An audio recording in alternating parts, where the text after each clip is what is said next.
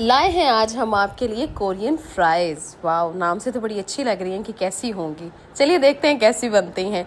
सबसे पहले लेने हैं आपने हस्बे ज़रूरत आलू। हमने तकरीबन 2 किलो के करीब लिए थे, क्योंकि फ़्राइज़ आपको पता है हर घर में बहुत पसंद की जाती हैं। और फिर कोरियन नाम सुन के ही लग रहा था कि बड़ी अच्छी बनेगी।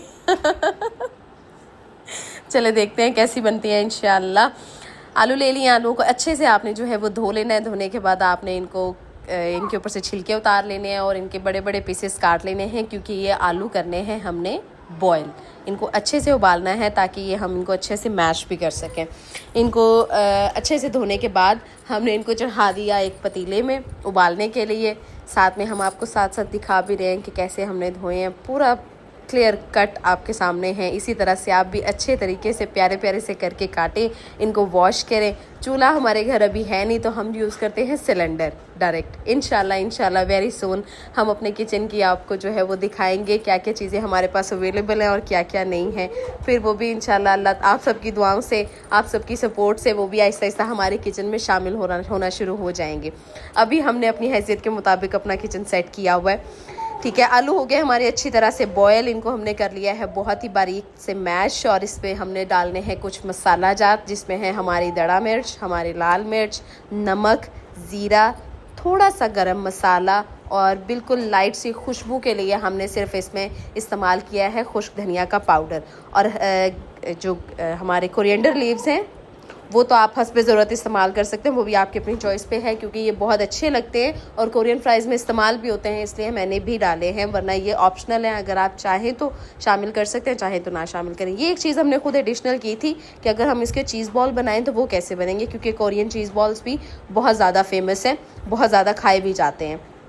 ये कुछ मैंने आपको बॉल्स भी बना कर दिखाए हैं कि किस तरह से आप इनको बना सकते हैं।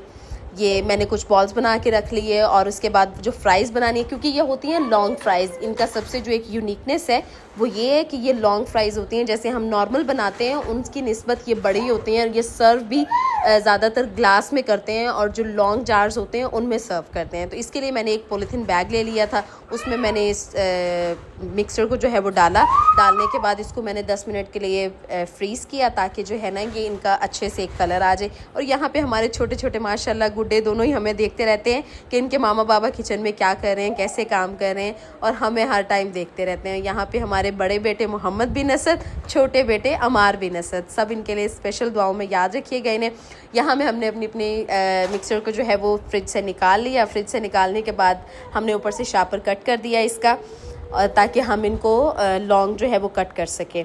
यहाँ पे मुझे थोड़ी थोड़ी गड़बड़ लग रही थी कि आखिर मेरी जो है ये सही से कट क्यों नहीं रही, क्या मसला आया होगा, जैसी होनी चाहिए थी वैसी नहीं है। चलिए कोई बात नहीं, जहाँ भी अच्छी चीज़ें इतनी बन जाती हैं, कभी कभी कुछ मामला उलट पुलट भी हो जाते हैं ना, लेकिन वो भी एक्सपीरियंस आपको शेयर करना चाहिए मेरे ख्याल से।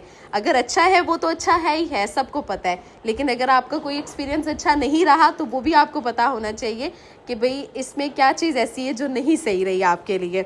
हमारे यहाँ तक का तो सिस्टम बहुत अच्छा था, सब कुछ बिल्कुल ठीक रहा, लेकिन फिर अचानक से ही यहाँ पे हमारे वीडियो ने जो है वो टर्नओवर ले लिया, क्योंकि ये हमारी जो फ्राइज़ हैं वो ये बिल्कुल भी सही नहीं बनी थी।